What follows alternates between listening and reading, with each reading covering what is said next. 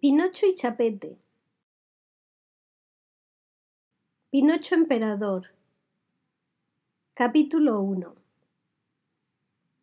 Desde que Pinocho, el humilde y grotesco muñeco de madera, salió de la fábrica de juguetes convertido en gallardo y arrogante personaje, véase El nacimiento de Pinocho, su vida había sido una serie continuada de buenas obras.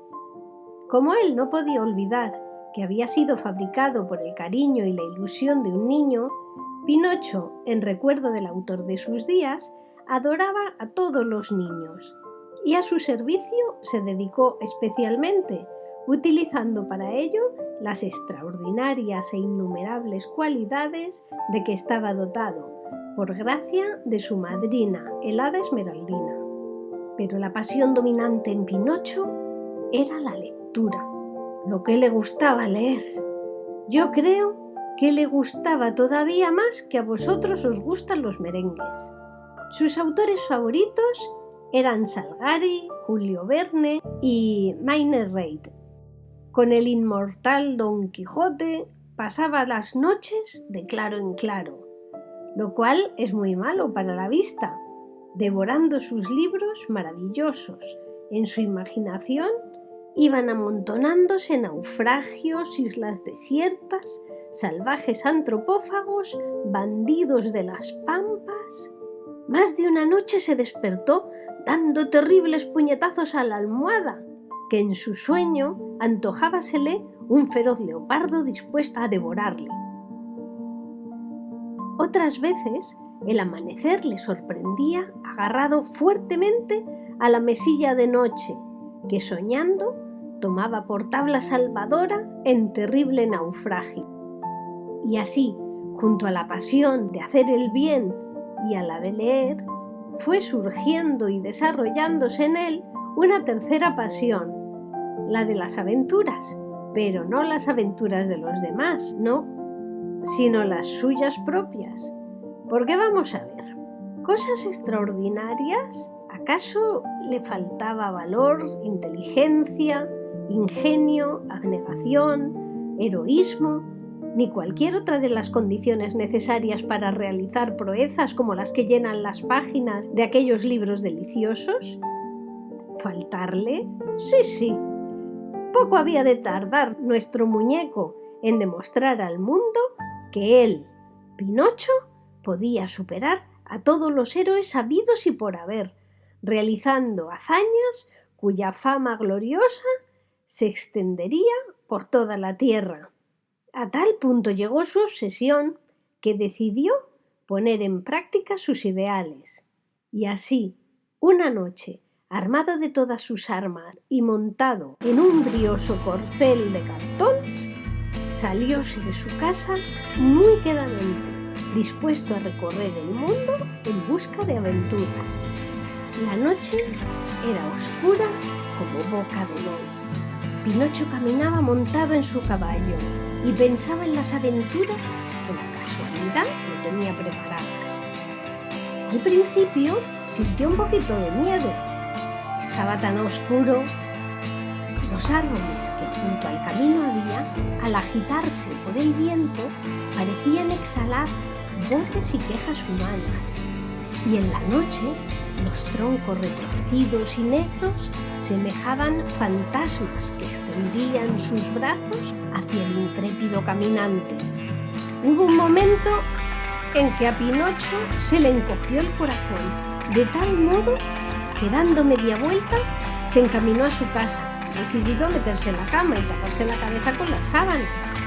Pero en esto salió la luna y Pinocho vio que al borde del camino un sapo le miraba burlonamente. El sapo empezó a cantar. Crash, crash, crash, crash, Pinocho se vuelve atrás. De un árbol vecino salió la voz de un cuco que cantaba. Cucu, cucu, cucu, cobarde eres tú. Y un grillo, uniendo su voz al concierto, empezó a decir. ¡Cri, cri, cri! ¡No pases de aquí! Pinocho Sintió que las mejillas se le ponían rojas de vergüenza e indignación, dudar de su valor. De nuevo cambió la dirección de su brioso corcel de cartón y clavándole las espuelas le hizo salir a galope. Al mismo tiempo, levantando arrogantemente la cabeza, exclamó, dirigiéndose al cuco, al sapo y al grillo: «¡Imbéciles! Ya veréis quién es Pinocho». Y siguió andando toda la noche. Cuando empezaba a clarear el alba, llegó nuestro aventurero a una selva virgen. En ella se internó. Los pájaros empezaban a despertarse con alegre algarabía de trinos y gorjeos. Aquí, pensó nuestro Pinocho, encontraré sin duda alguna aventuras de esas que he leído en mis libros. Aquí conquistaré fama y demostraré el valor de mi brazo. Aquí el nombre de Pinocho adquirirá la admiración y entusiasmo. Así discurría mientras internaba por la intrincada selva, pero la carne es débil, aunque sea de madera. Y de las alturas ideales y heroicas le hizo descender un cosquilleo en el estómago. Pinocho notó que tenía hambre. ¿Cómo proveerse de lo que necesito para el desayuno? Cazaría algún oso o algún cóndor y lo asaría, enterrándole en el suelo y cubriéndole con ramas. Pero, por más que miraba, no veía ni osos ni pájaros que se pusiesen a tiro. El hambre aumentaba.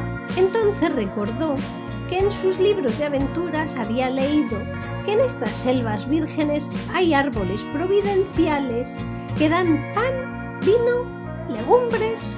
Pinocho, espoleado por el apetito, empezó a buscar algún árbol de estos. No tardó mucho en encontrar uno que daba café con leche. Junto a él había otro que daba pan con mantequilla. Pinocho, apeándose de su brioso corcel de cartón, se sentó en una piedra, dio una palmada y esperó. Al punto se presentó un mono. «¿Qué desea el señor?», dijo con una amable sonrisa servicial. «Pues yo quisiera desayunar, amable mono». «Enseguida será servido el caballero». Y desapareció rápido mientras se rascaba la cabeza. Costumbre muy general entre los monos, aunque bastante fea. Poco esperó Pinocho. Al poco rato volvió a presentarse el mono con una bandeja donde humeaba un tazón de café con leche junto a una reluciente media tostada de abajo. En un periquete, el mono le sirvió el desayuno con una prontitud y aseo que para sí quisieran los camareros del Ritz. Una vez que se hubo desayunado, disponíase a seguir su camino cuando oyó un rugido espantoso.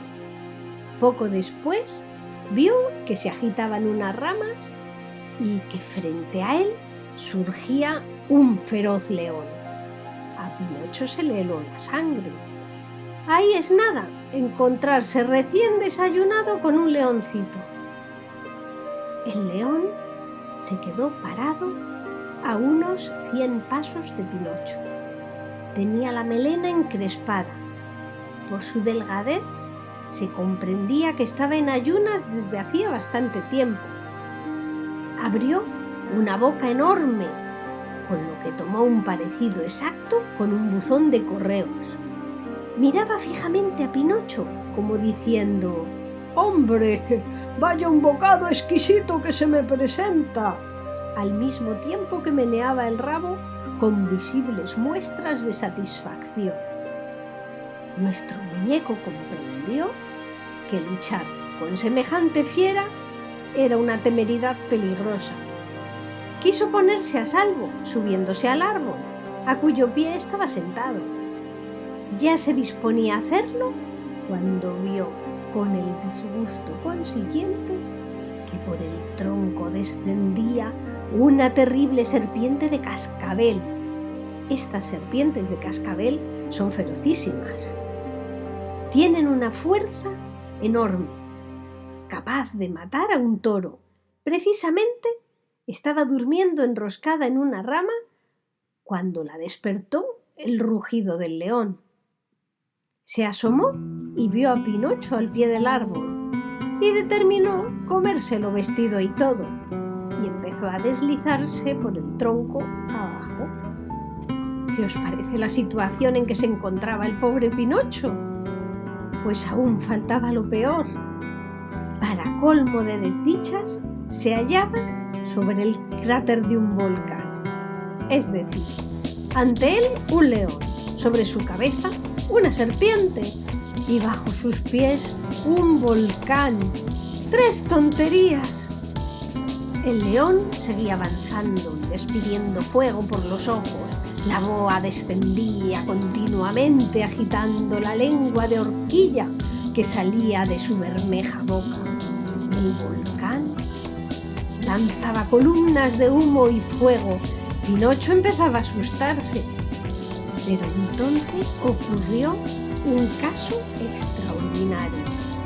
El león, al abalanzarse, se encontró con la boa, que, disputándole su presa, se enroscó en el cuerpo de la fiera estrangulándola.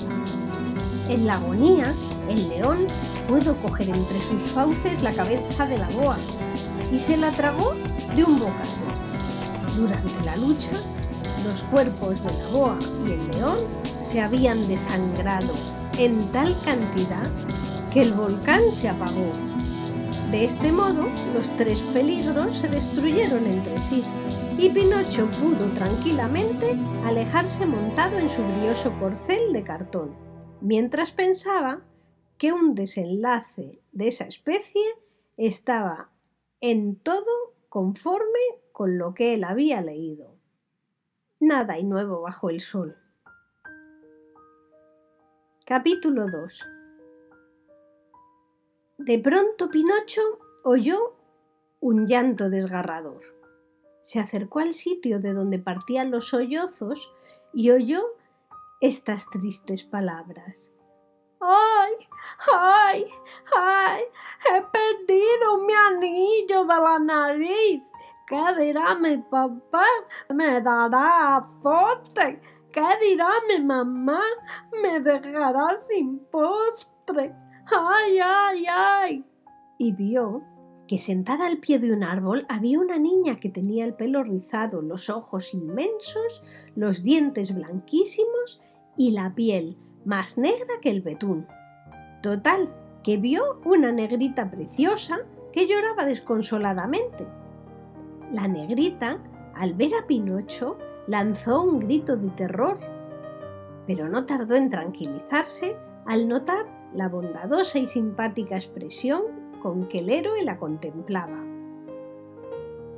Porque habéis de saber que Pinocho, a pesar de ser de madera, tenía un corazón más tierno que la mermelada y no podía ver sufrir a nadie sin conmoverse.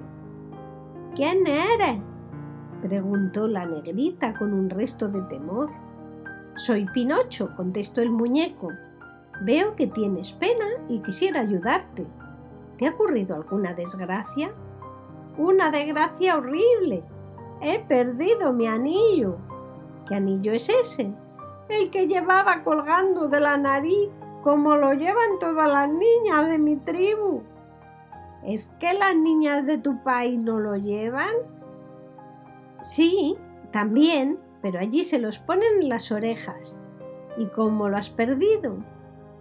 Pues verás, señor Pinocho, en este bosque vive una bruja que hace días le dio a mi mamá unos cañamones mágicos que, según ella dice, si los comen nuestros canarios le saldrán plumas de avestruz. Figúrate qué ganga. Mi mamá me ha mandado que le traiga a la bruja, en pago de sus cañamones maravillosos, una cestita con nueces de coco e higos chumbos, diciéndole que no me entretuviera por el camino. Pero yo, al pasar cerca de este río, que me he parado a mirarme en el agua. y cuando estaba más entretenida, va el anillo, se me desprende de la nariz y ¡ploc! Se cae al río y yo me quedo sin él. Pinocho vio el momento oportuno para dar a la negrita una pequeña lección. ¿Lo ves?, le dijo. El castigo te está muy bien empleado. A otra niña que yo me sé y que también desobedeció a su mamá, le pasó algo peor todavía. Se la comió un lobo. ¿Y qué era esa niña?, preguntó la negrita abriendo mucho los ojos. Era una niña que se llamaba Caperucita Encarnada, pero ya la negrita había vuelto al sentimiento de su infortunio, o sea, a la pérdida de su anillo y al temor de los azotes paternos. Y de nuevo volvió a llorar, con tal desesperación que Pinocho se sintió conmovido. «Vaya, no te apures, tontuela», dijo el noble muñeco. «Yo te devolveré tu anillo». «Pero si está en el fondo del río», sollozó la negrita. «¿Cómo vas a poder cogerle? Es imposible». «Para mí no existe la palabra imposible», contestó Pinocho con dignidad, y sin vacilar se despojó de su casaca azul y ¡cataplum!, se lanzó de cabeza al río. Pinocho nadaba como un pez y además tenía facilidad para conservar los ojos abiertos debajo del agua. Así que al poco rato reapareció llevando el anillo ensartado en su larga nariz, con lo cual tenía las manos libres para nadar. 2 minutos más tarde, nuestro héroe, depositando la joya, que por cierto era de cobre y valía menos que un cacahuete, entre las manos de la negrita, que estaba muda de asombro y alegría, 2 minutos más tarde, nuestro héroe depositaba la joya, que por cierto era de cobre y valía menos que un cacahuete, entre las manos de la negrita, que estaba muda de asombro y alegría. ¡Ay, señor Pinochín!, exclamó tan pronto como la emoción le dejó recobrar el uso de la palabra. ¡Qué bueno eres! Nunca olvidaré lo que acabas de hacer por mí. Y entusiasmada se abalanzó al cuello del héroe y le demostró su agradecimiento de la manera más bonita y agradable que los niños pueden hacer, con un abrazo y 2 besos sonoros. «Adiós, señor Pinocho. Me llamo Tocoroco, que en el idioma de mi tribu quiere decir cola de lombriz». Y dicho esto se alejó brincando cual un cabrito salvaje y cantando a voz en grito: «Yo nací en un bosque de cocotero». Capítulo 3. Nuestro héroe siguió andando. Al atardecer salió a una llanura por la que empezó a caminar tranquilamente, cuando de pronto se vio sorprendido por la vista de una tribu de salvajes. Estos salvajes eran los terribles chuachuas, los más feroces antropófagos del continente, célebres por los refinamientos de su crueldad.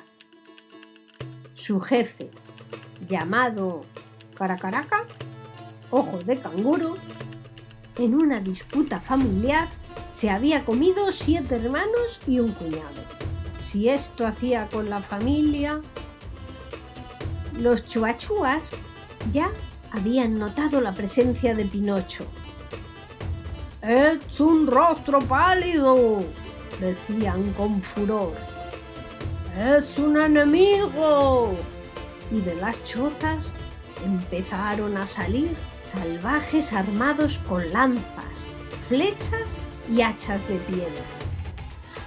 El aspecto de aquellos cafres era imponente, más negros que el betún, con el cuerpo lleno de tatuajes y una expresión feroz en sus miradas. «¡Muera el extranjero!», gritaban en su idioma mientras se disponían al ataque. Pinocho no se amilanó. Era un bravo. No tenía relaciones familiares por aquellas tierras y además sabía por sus libros que estos salvajes, en resumidas cuentas, no hacen nada y se dejan engañar como chinos. Lo primero que hizo fue parapetarse detrás de su brioso corcel de cartón. Los súbditos de Caracacara, ojo de canguro, lanzáronse sobre él arrojando flechas y gritando como demonios, pero Pinocho batíase heroicamente con una sangre fría admirable. Apuntaba con cuidado para no errar el tiro. Por su serenidad, parecía estar en una sesión de tiro al blanco, salvo el color, naturalmente. Cada disparo era una víctima. Los salvajes miraban asombrados a aquel ser fantástico que arrojaba el fuego que mata, como ellos decían. Empezaban a creer que era algo sobrenatural y el temor se apoderaba de él. Pero Caracaraca, ojo de canguro, no se rendía, no. Con un espantoso rugido que enardeció a sus huestes, lanzóse sobre Pinocho. La lucha fue terrible. Nuestro muñeco se defendía desesperadamente. Los salvajes caían a docenas. Verdaderamente estaba hermoso nuestro héroe.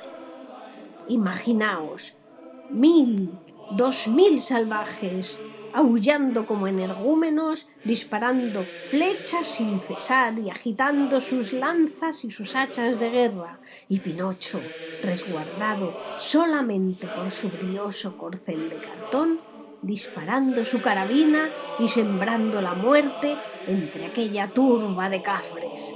Heroico.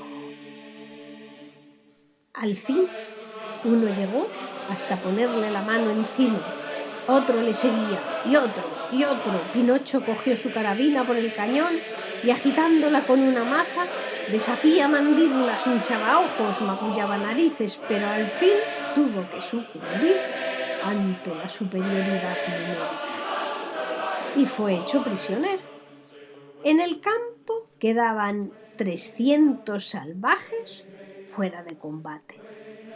Inmediatamente fueron atados Pinocho y su brioso corcel de cartón y conducidos a la ciudad de los chuachuas, mientras los guerreros salvajes danzaban a su alrededor el oconoco, danza de la victoria, y lanzaban su grito de guerra. ¡Gulu, gulu, gulu, gulu, gulu, gulu, gulu, gulu! Fin de la primera parte y ahora viene la segunda, que es la más interesante. Fin de la primera parte Fin de la primera viene la segunda, que es la más interesante. es la más interesante. Fin de la primera parte Fin de la primera viene la parte segunda, que es la más interesante. es la más interesante. Fin de la primera parte Fin de la primera viene la parte segunda, y ahora que viene es la la más segunda, interesante. que es la más interesante.